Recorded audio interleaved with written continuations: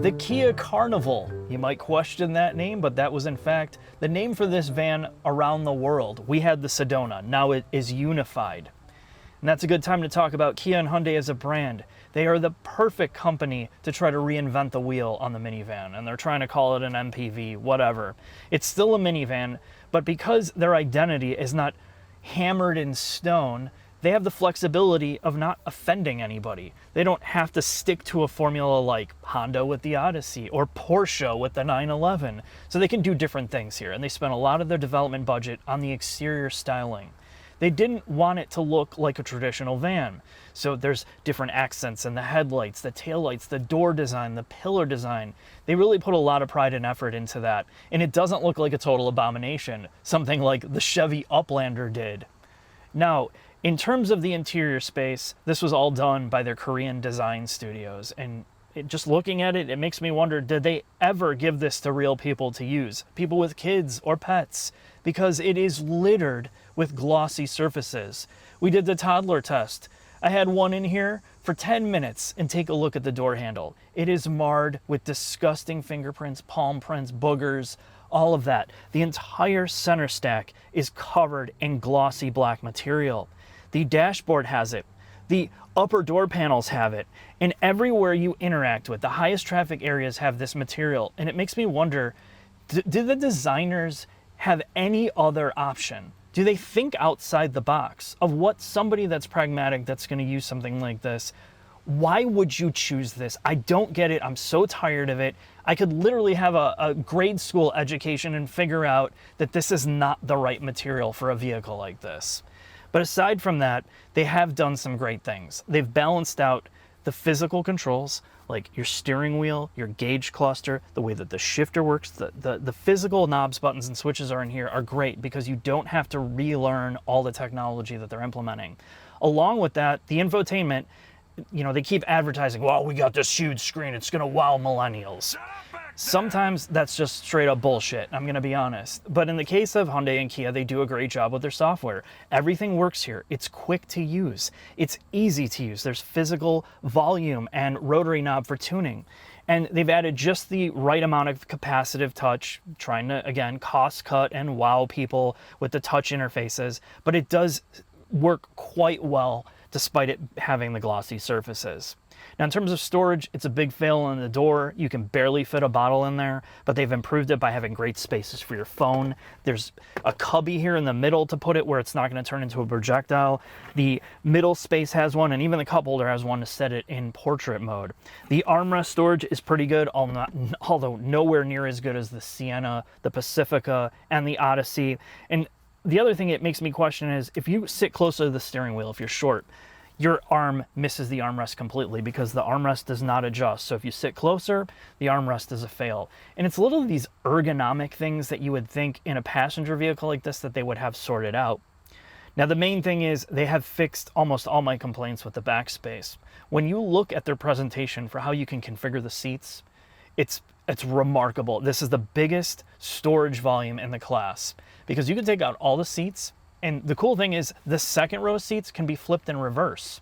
You can put a car seat in the middle row, flip the seat around so the back passengers can watch the kid. You can flip the second and third passenger seat in the second row reverse so the back third row passengers and the second row passengers can face each other. I mean, the configurability here is so well thought out. And if you go to the top trim level, which this doesn't have, you get reclining lounge-like seats in the second row with adjustments to move inward, outward. I mean, it's such a cool gimmicky feature, but overall it is something that's nice in here. It does have a huge wow factor. Now, again, storage in the back is great with the third row up. It's still usable, and with the third row down, this turns into a bus. That's really what this is, with a lot of flair and character. But I'm going to briefly talk about some of the mechanical stuff on the underbody of this in the shop, so let's head there now. Underneath the Kia Carnival, I'm not going to spend too much time underneath because if you're someone looking for a minivan, you probably don't care about all the engineering that goes into this. This is a somewhat shared architecture with the Kia Telluride and parts of the Sorento.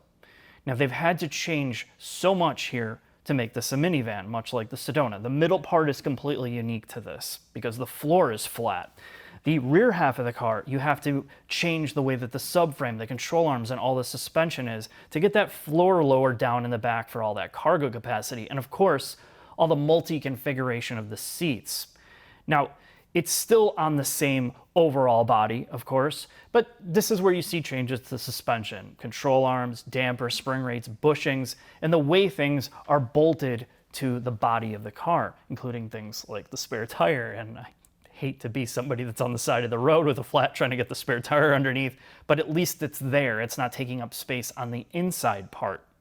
Now, everything underneath here is steel. This is just a huge steel-bodied vehicle starting at about $35,000 compared to some of the competitors. So you're getting a lot more for your money in terms of interior tech and all the other things that Kia does in terms of styling because of this. Now, what does that mean to you? Well, let's take this for a drive and we'll take a look and see how it drives and operates on the road.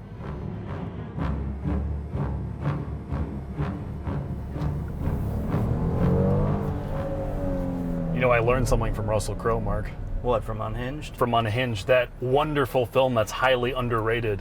If I'm in a minivan, I've got nothing to lose and nothing to live for. I don't even think you really know what a bad day is. You're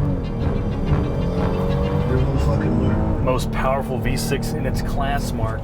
And it's not just a minivan, it transcends minivans. No, it's a segment buster, Oh, Jack. excuse me, segment buster. Yeah, they were trying to change things around because a regular minivan, Jack, isn't cutting it anymore. People want more. So now we're resurrecting the phrase from 100 years ago. The MPV is back. Wow, incredible. So tell me about this thing, Mark. I'll tell you all about it. It's got a V6, it's got a traditional automatic. It gets horrible fuel economy. In my testing, I was roughly getting 17, 18, and on our short jaunt, we're at about 12. So if you're looking for that, if that's important to you, then this is not going to be it. If you want to win some Greenpeace awards, you mean? But here's the thing. Much like the Telluride and the Palisade and all of that this is somewhat related to, it is a mostly good driving product. It is direct. There's not a lot of lag in the steering. The inputs are good. It handles more like a car, even though this is a giant boat. And it rides well. There is the typical minivan cowl shake-ishness that you get in the front, that kind of rubber bandy feel from driving around a bread box. And there is a lot of reverberation in the cabin, but it sounds good. It feels good to drive. And I think most of the features, when you're not interacting with its touch points, are going to satisfy even the most fickle. It also aesthetically, and I know this is subjective, looks pretty decent.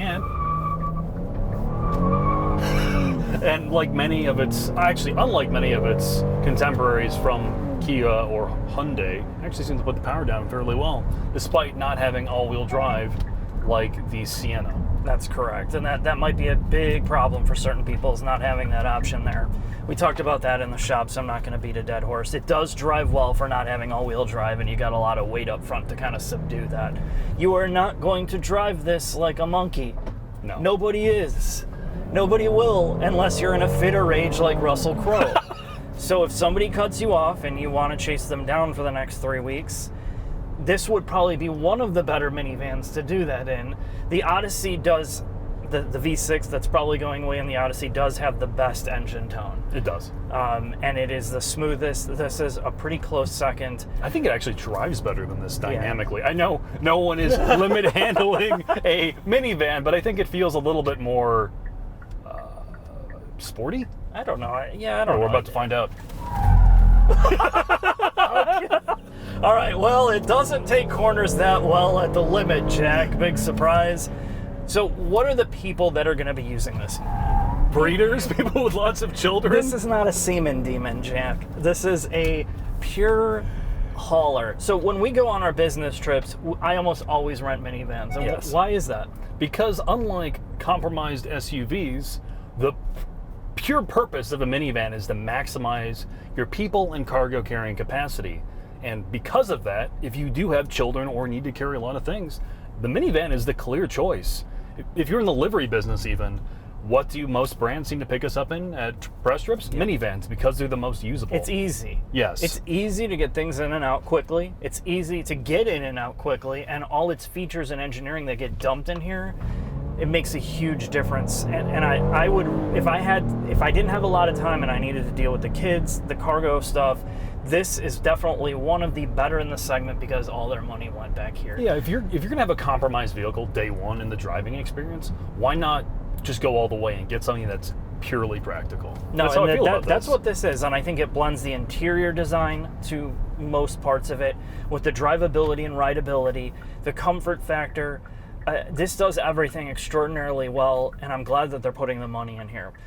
Let's head into the final thoughts, Jack. We're going to sum up all of the things that Kia has done here with this product. All right.